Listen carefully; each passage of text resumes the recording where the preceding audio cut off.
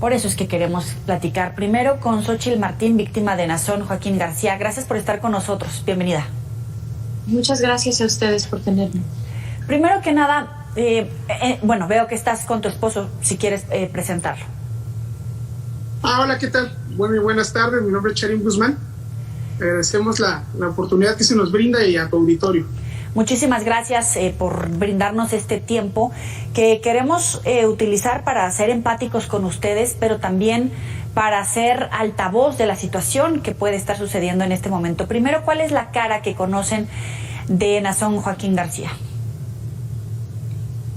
Nazón Joaquín, así como lo dijeron las Jane Does y como lo conozco yo, es un monstruo, esa persona. El juez consideró que es un depredador sexual. ¿Se queda corto o le hace justicia en esta categoría? Dijo el juez que era un depredador sexual. Sí, estoy de acuerdo, es un depredador sexual. Pero no solo eso. No solo es un narcisista, sociópata, pedófilo. No solamente eso. Es el líder de una institución de crimen organizado. Es una persona que ha vivido del dolor de la gente, del dinero de las personas, a base de fraude, a base de mentiras, de manipulación. Y no, o sea, esta organización que manipula a seres humanos, a mujeres, a madres, para que lleven a sus propios hijos a ser abusados por este hombre y su padre también. ¿Cómo es ese mecanismo psicológico? Porque bien comentas, muchas familias acercan a sus hijos, a sus hijas, muchas familias escucharon estas denuncias y no sabían cómo manejarlo, pero dentro de toda la gente que hay, habrá personas que, aunque lo entendían y lo asimilaban, tal vez no estaban a favor de hacer esta denuncia pública, de acercarlo ante un tribunal para hacerles justicia. Sí, exacto. Dentro de estas muchachas que se escucharon, estas víctimas, sus madres no sabían lo que pasaba. Sus padres no sabían lo que estaba sucediendo. O sea, no es la circunstancia. Hay cierto ring que existe de los tratantes. En el caso de mi madre, quien me crió, mi tía, quien me crió como mi madre, me llevó a mi depredador. Ella estaba en un círculo junto con su compañera, quien es Rael Joaquín, hermana de Nazón Joaquín e hija de Samuel Joaquín, quien ella, su hermana, las nueras de Samuel, quienes son las cuñadas de Nazón, esa familia, los obispos, quienes estuvieron ahí en la corte, esa cúpula tan grande, esa es la cúpula que lleva a sus propios hijos. Esa es la cúpula de que sus hermanas, que sus sobrinas, que sus primas son abusadas sexualmente y traficadas por los apóstoles directamente en turno. Y tienes a jovencitas que lamentablemente son por las groomers que se encuentran dentro de esta organización, que en la iglesia en la que estén las van escogiendo. ¿Cómo es ese proceso para irlas escogiendo, como bien mencionas?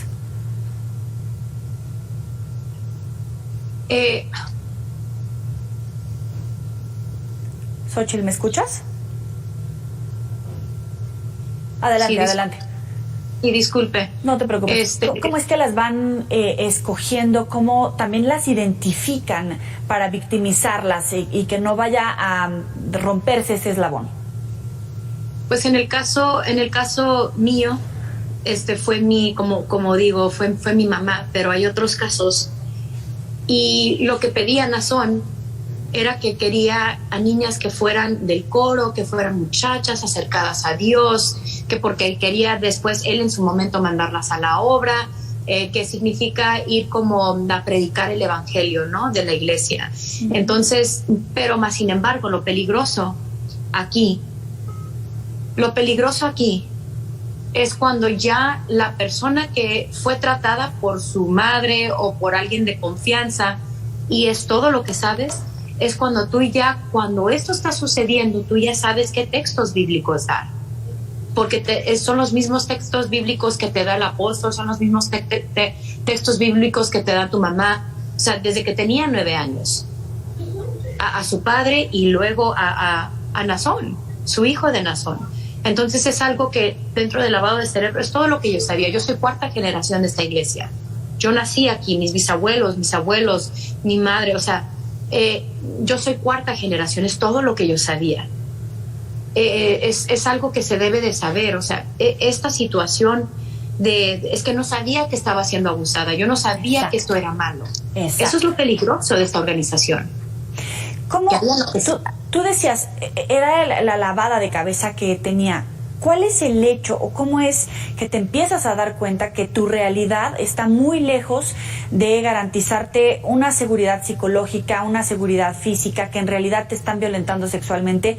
¿Y cómo logras manejarlo para romper con tu grupo familiar, incluso con tu pareja, para manejar toda esta información y superarlo, porque estás rompiendo con toda una cadena en la familia? Pues lo que pasó es que mi esposo vio los mensajes que Nazón me mandaba, porque yo fui su asistente desde los 16 años. Y desde entonces, pues también él personalmente es cuando me llevó y comenzó el abuso. Pero tomando en cuenta que para mí él era mi todo, no solamente, como yo no tenía papá, el tema de Nazón era todo para mí. Literalmente era todo, o sea, Nazón Joaquín para mí era no solamente el apóstol o mi pastor o mi jefe, porque también trabajé para él en su empresa de comunicaciones, sino también era como mi papá. Entonces es como lealtad a esta persona, es todo lo que toda tu familia, todo lo que tú eres es para él, vives para él, respiras para él y toda tu familia también. Entonces cuando Sharim encuentra estos mensajes y sucede tanta... y ya lo verán en el futuro, o sea, es algo mucho más intenso lo que sucede ese día, pero fue mi esposo quien me rescata y me tuvo como que decir, esto es un abuso, Xochitl, lo que te ha estado violando, te ha estado extorsionando, y te traficó, o sea, tantas cosas que vienen a la cabeza en un momento en el que tú quedas en shock.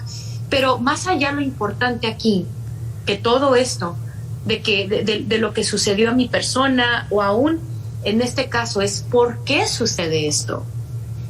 ¿Por qué no sucede? Es porque los sistemas están tan acostumbrados a organizaciones como estas y no se quieren meter en el tema de religiones, no se quieren meter en tema de organizaciones como estas.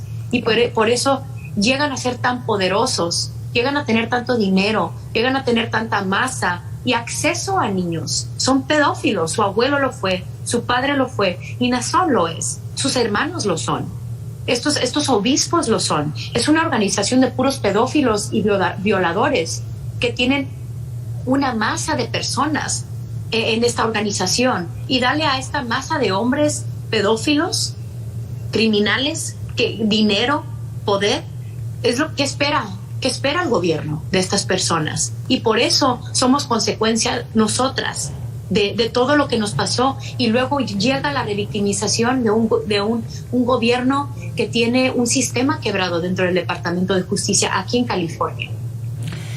Dices que es una organización de pedófilos y violadores, es decir, independientemente de la sentencia contra él, esa red seguirá operando. Y aprovecho para preguntarte cómo alertar, qué le dirías a la gente que en este momento sigue en ese trance, sigue sin dar un paso hacia salvar su integridad, su vida física, su vida emocional.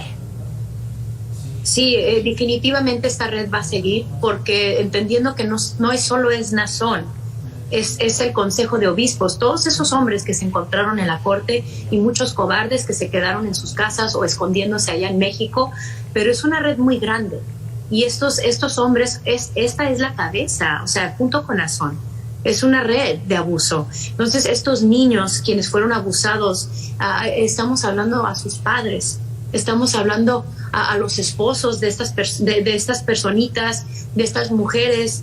Que sean valientes estas mujeres por sus hijos, que sean valientes estas mujeres que fueron abusadas en algún momento de estos hombres, o de los obispos, o de cualquier persona que es parte de esta organización, que hable, que denuncie.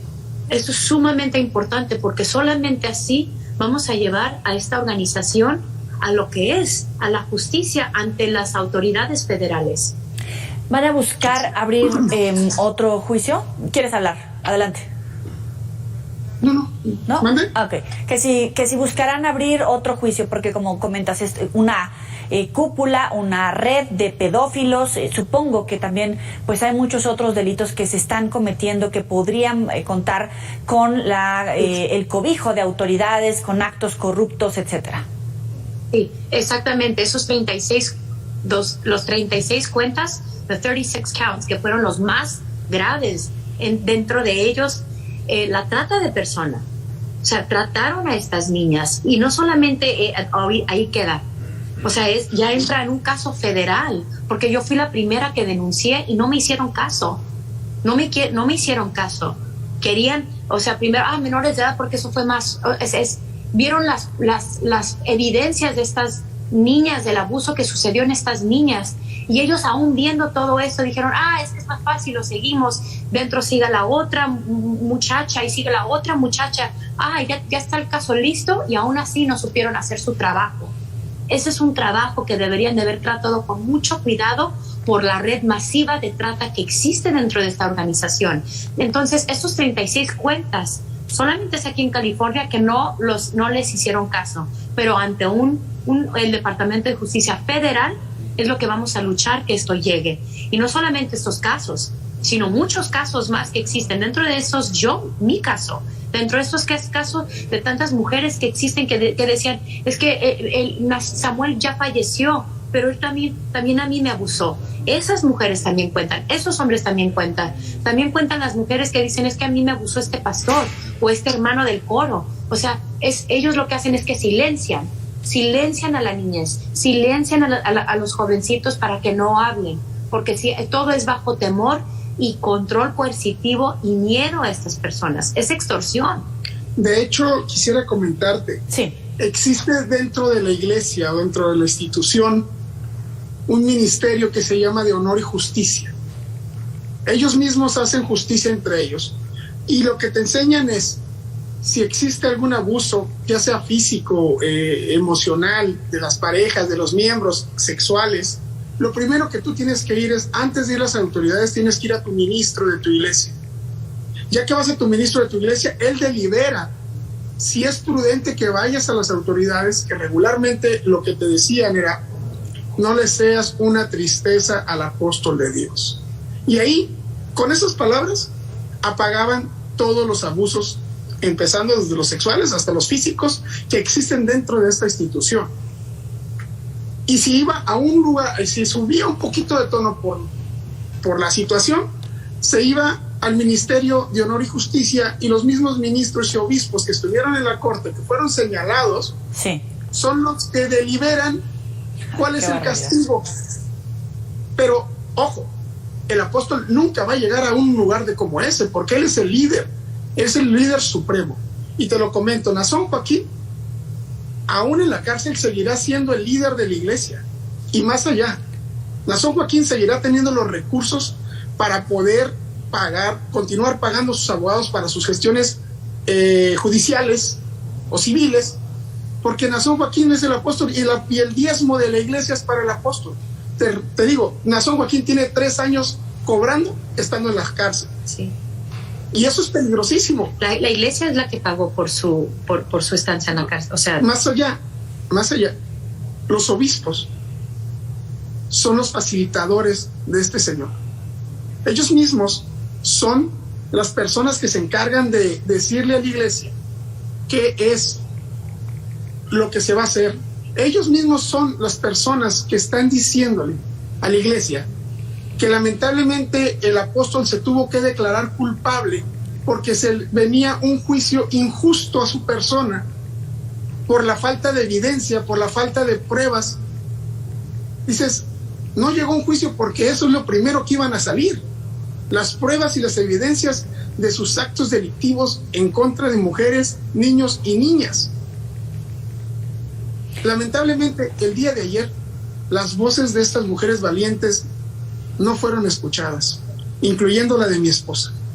No fueron escuchadas, o fueron escuchadas pero fueron omitidas, porque el día viernes la Fiscalía General del Estado de California decidió hacer un trato con un delincuente, en el cual dentro de sus 19 cargos, ellos, que por cierto no son nada sencillos, la aportación, reproducción y compartir pornografía infantil, él no está en la cárcel por esos cargos.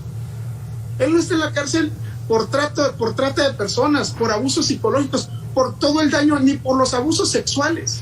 Él está por copulación oral, donde sus víctimas directas, que eran Jane Doe dentro de este caso, lo señalaron a él, señalaron a sus cómplices, que por cierto, como lo decía mi esposa, estaban dentro de la sala, los obispos, Nicolás Menchaca, otro tipo de obispos, y los mismos abogados, o abogadas, perdón, era una abogada, que se trató de silenciar a una de esas muchachas que decidieron alzar su voz junto con mi esposa.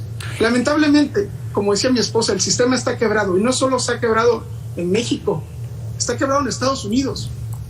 Mi esposa no pudo tener justicia porque su abuso ocurrió hace más de 5 años en California, tomando en cuenta que en México ya estaba sucediendo, y por lo mismo ya hay una carpeta de investigación abierta ante la Fiscalía General de la República desde junio del 2019.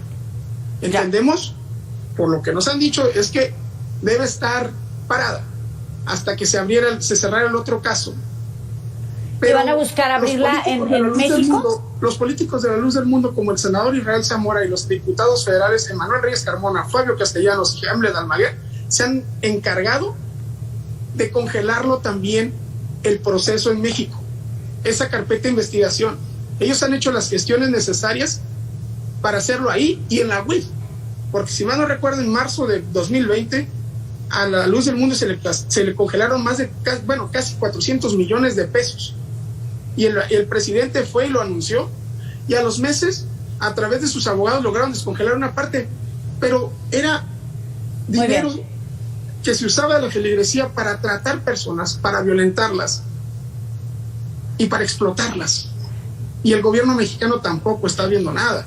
Muy bien. Esperemos que con esta mala decisión de la Fiscalía y este mal acuerdo de la Fiscalía se retomen las cosas como deben ser en México.